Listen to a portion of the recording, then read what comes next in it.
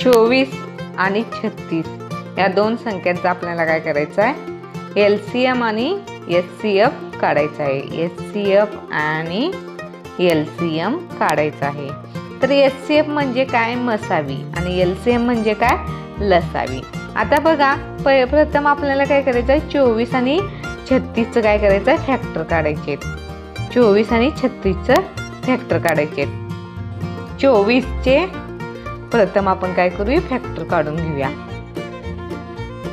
Factor means अवयव.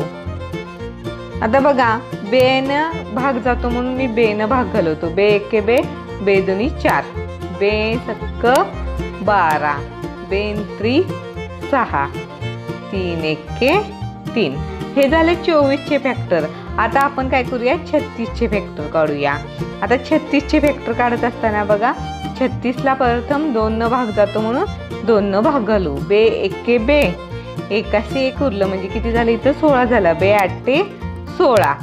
आता काय आलं, 18. 18ला सुद्धा 2 न भाग जातो म्हणून 2 न भाग घालवायचा. बे 9 18. आता 9ला 2 न जातो का, नाही, म्हणून आपण इथं काय करू, 3 ने भागू. 3 त्रिक 9, 3 एके 3, 3 एके 3.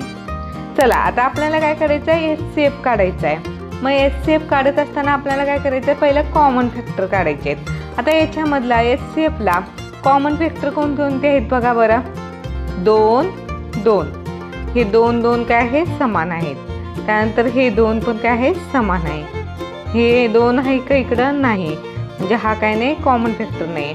मग आपण कॉमन फॅक्टर काढत असताना काय, 2 2 घेतला पहिला, ह्या दोन्हीतला, ह्या दोन्हीमधला 2 घेतला, 2 गुणुले हा 3 काय आहे, कॉमन आहे म्हणून 3 घेतला. आता HCF किती झाला बघा बरं. बे एक बे, बे दोन्ही 4, 4 त्रिकम 12. HCF किती आला, 12 आला. आता LCM काढायचा आहे. LCM काढत असताना आपण काय करायचं, दोन्हीही संख्यांचे जे फॅक्टर्स आहेत त्या फॅक्टरांचा गुणाकार करायचा.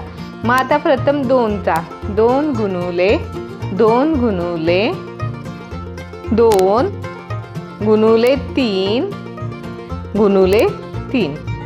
आता ह्यांचा गुणाकार करायचा.